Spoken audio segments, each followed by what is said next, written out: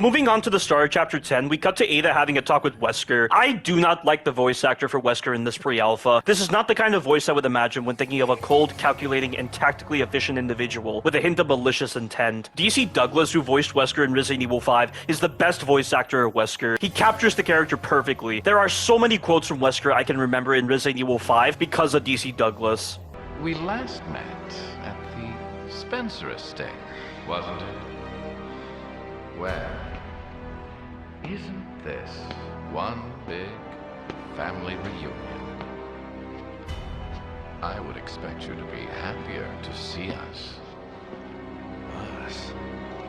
So slow to catch on. I think the odds are fair. 2 on 2. I expected more of a challenge after all this time, Chris. How disappointing. Have fun watching Jill suffer. Are you saying I was manufactured? The right to be a god.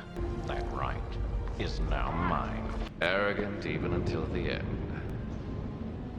Only one truly capable of being a god deserves that right. Don't you two ever tire of failing in your mission? You've really become quite an inconvenience for me. Every day, humans come one step closer to self-destruction. I'm not destroying the world, I'm saving it. Things are really getting interesting now, eh, Chris? Do you actually think you can defeat me? Either way, I'm not gonna stop until I'm dead.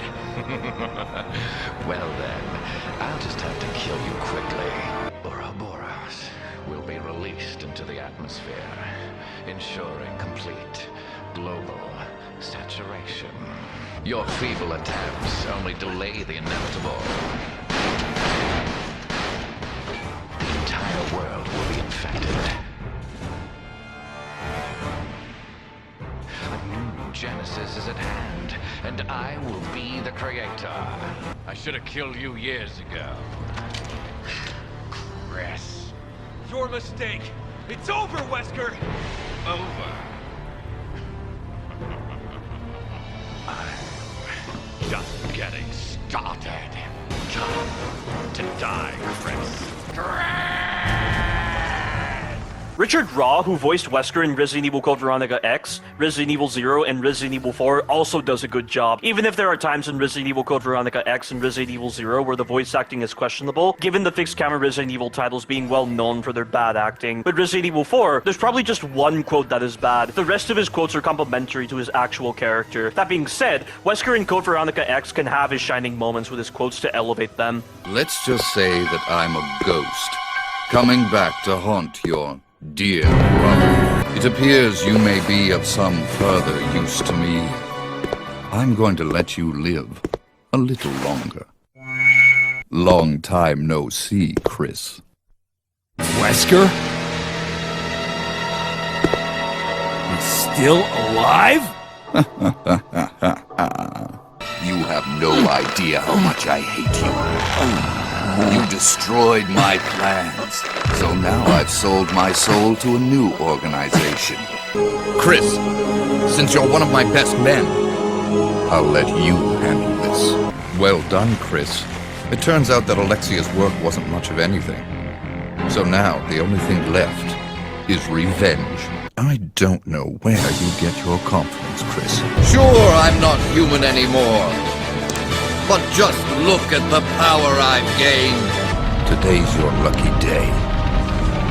Next time we meet, don't count on another. With Wesker's voice actor in Resident Evil 4 Remilk, he just kinda makes Wesker seem angrier than usual, and when he does try to act smug, it never feels appropriate for his character and feels pretty forced. And it doesn't help that his speech style is quirkier than the previous titles. Because of these factors, I don't really get the same cold, calculating nature from this Wesker compared to the other versions. But getting into this cutscene, Wesker asks Ada what's become of the Amber. Ada tells him she doesn't have the Amber, but Leon, her little helper, is distracting the Illuminados. In what way is Leon her little helper? She never sent an anonymous tip to the United States government regarding Ashley's location in order to get Leon involved, and she decided to tell Leon to forget about Ashley earlier. I don't understand why she's acting like she's actively getting Leon involved with scuffles with the Illuminados. Ada then says that everything will work out just fine with getting the Amber back. Wesker agrees so long as she can keep her dog under control, which is such a quirky quote that I don't see Wesker saying. Ada calls Leon a good boy who's predictable, which complements Leon's incompetence in this pre-alpha, like how he let Ada go earlier for no reason. Wesker, for some reason, then says fine, like he's relenting to Ada's request, which is not the case, before telling her again to keep her mutt, but to not come crying to him if she gets bit. This is such a cringe quote from Wesker. It's too quirky even for him. In one moment from Separate Ways Remilk, he'll act overly angry with Ada, then here, he'll act overly eccentric. They really make Wesker favor the extrema with his attitude during certain quotes. This scene alone has him act quirkier than usual over the past couple of seconds than in any other title. This is what I mean when I say his quirky speech is elevated to a stupid degree in this pre-alpha. Like the developers are trying to pass him off like some old school cringy villain from the era of Batman and Robin. It is so off-putting as to be on par with Resident Evil 1 OG's voice acting, or like in Resident Evil 2 Remilk where Ada says these cringe quotes. It's secret weapon time.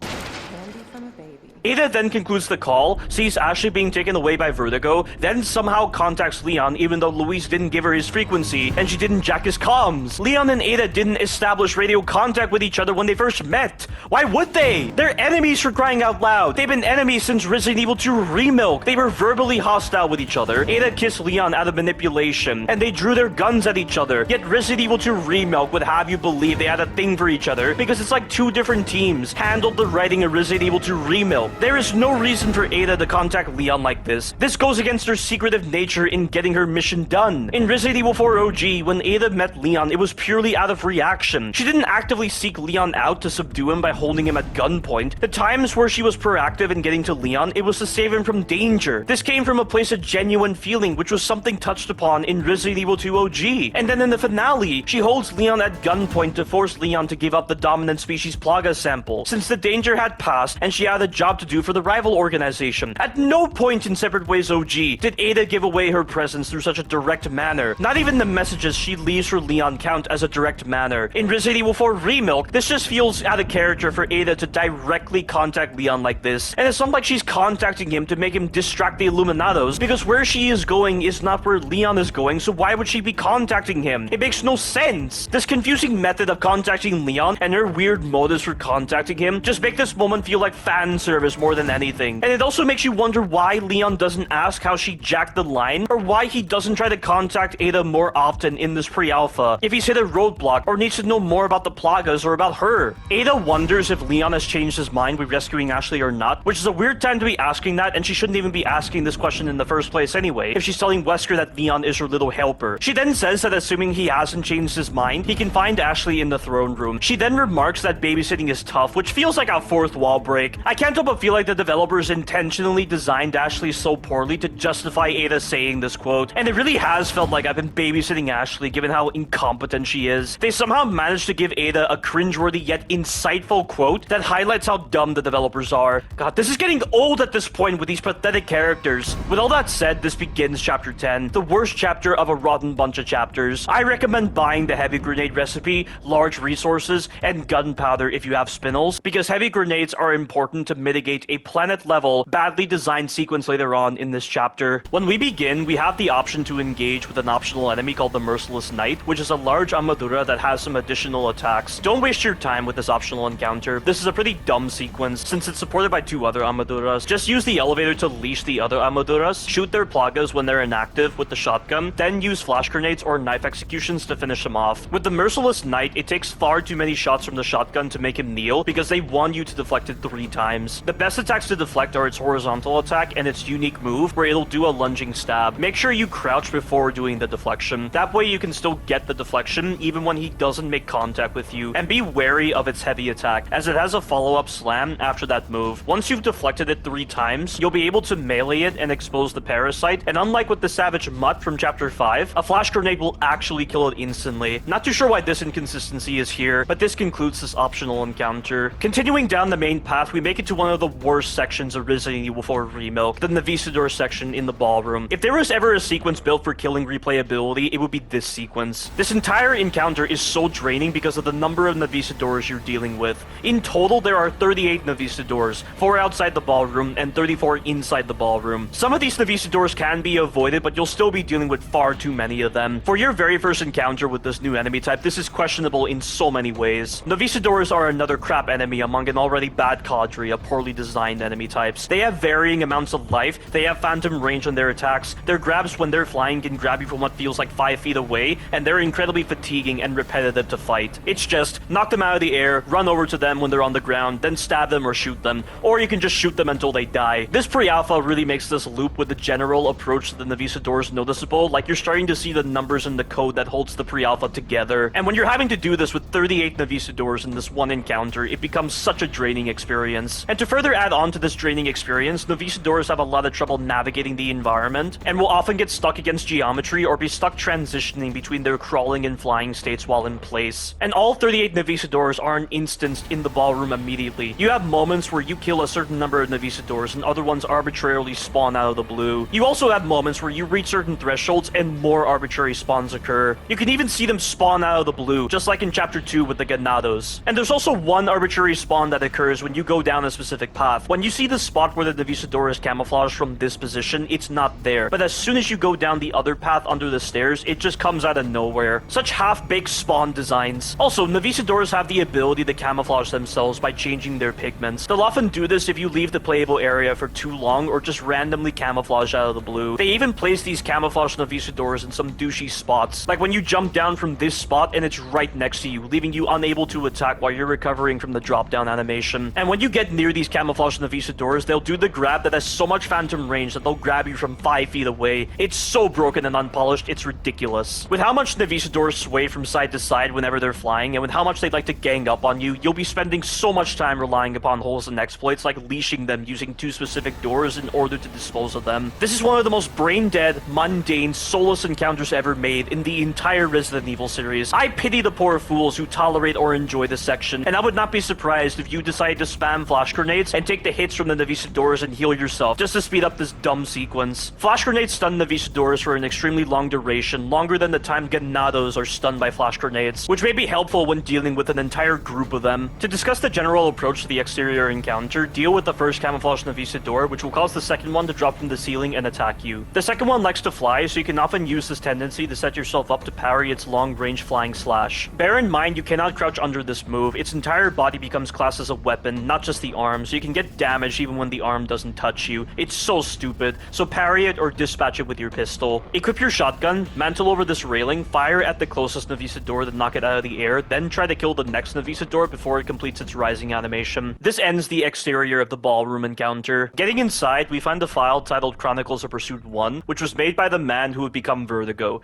Isidro Uriarte Talavera. This file talks about the origin of the Navisadors. In July, 2 years after his awakening, which at face value makes it sound like he was injected with the superior species plaga, Ramon had tasked Isidro to improve upon the flaws of the human form by seeking the perfection observed in their arthropodal siblings. I have no idea if this is referring to the plagas or some kind of insect. I would imagine he would say plagas instead of arthropodal siblings. In January, 4 years since his awakening, he brings up the black liquid, which as the player we have no context for aside from that black liquid we saw in Chapter 7 and the projectiles that the Plagatep Mandibulas fire. He says his efforts to transfuse the black liquid into the body are at the precipice of success. He says the womb is the key, as a pure soul, which seems to be a baby, is a highly malleable and adaptive subject. So with the way this is phrased, it makes it seem like he was experimenting with transfusing the black liquid directly into the wombs of women who were pregnant. You can even see in the file a baby inside of a womb that is undergoing physical mutations. So it makes it seem like the Navisadors were originally human babies. But on the next page, Isidro says sacred larvae instead of babies or pure souls, and that they're carried in the wombs of the chosen. He refers to them as U2, which is in reference to the number of species used in this experiment, the humans and the unknown insects. Now, there's a lot of confusion here. Were these babies even infected by the subordinate plaga? I mean, in order for the black liquid to even trigger mutation properties, the host has to be infected by the plaga. If the host is not infected by the plaga, the black liquid leads to madness and I believe eventual death. Also, where does the insect factor come into play? Did these babies babies which are in the womb get insect genes spliced into their DNA prior to their supposed plaga infection and black liquid transfusion. How could that work if they're in the womb? In Resident Evil 7, the Mutamycete genome was implanted into a pre-stage 4 human embryo, which led to the creation of Evelyn. Evelyn wasn't created while inside the womb of a mother. Isidro's words make no sense. I find it exceedingly hard to believe that the Novicidors were born inside of humans, and what's the point of being born inside of humans when they already have the means to make nests of their own, like that giant one under the castle? And also, with regards to whether the babies were injected with the subordinate plaga or not, wouldn't they have to be infected in order to complement Isidro's task with improving upon the flaws of the human form and seeking perfection? Without the plaga, wouldn't they just be mindless insects incapable of doing complex tasks that only humans are capable of doing? Why waste time mutating humans into giant bugs when Isidro could just mutate other insects with the black liquid if the end result seems to be the same? It really feels like this supposed improvement over the human form is just a giant version of a regular insect. This initial goal with the creation of the Novicidors makes no sense, and talking about control mechanisms, we see during Sadler's boss fight that he's able to summon the Novicidors to him using sound waves. Wouldn't that kind of control through sound waves only be possible if the Novicidors were created through the plagas? In the canon timeline, Liquor Betas were able to be controlled by the synthetic plaga in Resident Evil Damnation because of their enhanced hearing, so they could pick up on the sound waves emitted by the synthetic plagas. But I don't think Novicidors have enhanced hearing like the Lickers. There are just too many questions raised by this file. The Resident Evil podcast team did try to provide some answers, but I'm a bit hesitant to believe certain statements. They said that the black liquid was used as a vector or bonding agent when infusing human embryos in the womb with insect genes. I find this hard to believe if this black liquid is a substance secreted by the plagas, and it feels like another moment of convenience with the black liquid where it not only seems to induce additional mutations in the plaga, but also facilitates the horizontal gene transfer between the human and insect DNA. I don't see how the black liquid could work at that kind of cellular level if it's a substance secreted by the plagas, no different to how we as humans cough up mucus and mucus doesn't bond DNA together. The Resident Evil podcast team then continues by saying that the black liquid may turn their host mad, but it bonds with insect genes that grow and develop within the womb, which is why the womb is considered the key to Isidro. The fetus would then grow from inception already infected with the black liquid, which is why it's considered a success by Isidro. A subject growing with the black liquid inside of them is more effective than giving the black liquid to an already mature individual that doesn't have the plagas, and such a scenario leads to madness. But the thing is, wouldn't the baby go mad as well if they were growing up with a foreign substance within them, and because of this they wouldn't be able to follow orders? And also, is the idea of madness even relevant to the Novicidors, given that the human component is entirely overtaken by the insect component, so the Novicidors wouldn't be mad, just completely unintelligent? That's my main point of contention with their statement. They then continue by saying that the chosen female would then give birth to an infant Novicidor, similar to how a chimera is born from a human female. In fact, now that I think about it, were these mothers originally infected with the plaga before giving birth? It doesn't seem like it based on Isidro's file. I was not able to ask the Resident Evil podcast team about this, so this question remains unanswered. The Resident Evil podcast team then continues by saying that when the Novicidor matures and is capable of breeding and creating a self-sustaining colony, this means that only a single generation of human hosts is needed for their creation. But again, if the end product is basically an infected insect, why waste time giving birth to Novicidors in human wombs when the Illuminados can just mutate other insects with the black liquid? The only thing I can think of is that the insects would likely die from exposure to the black liquid, which would force the Illuminados to instead splice insect DNA into human embryos in the womb, probably because humans are more resilient to the black liquid compared to insects. This is all just speculation. Nothing makes sense with the way they wrote this file. The entire origin of the Novicidors just comes across as a happy accident that could be replicated in the medieval times and not the modern times, even if the splicing of genes was involved. New Capcom had no sense with the way they designed the origin of Resident Evil 4 Remilk's Novicidors. Let me explain the origins of the Novicidors in Resident Evil 4 OG. In Resident Evil 4 OG,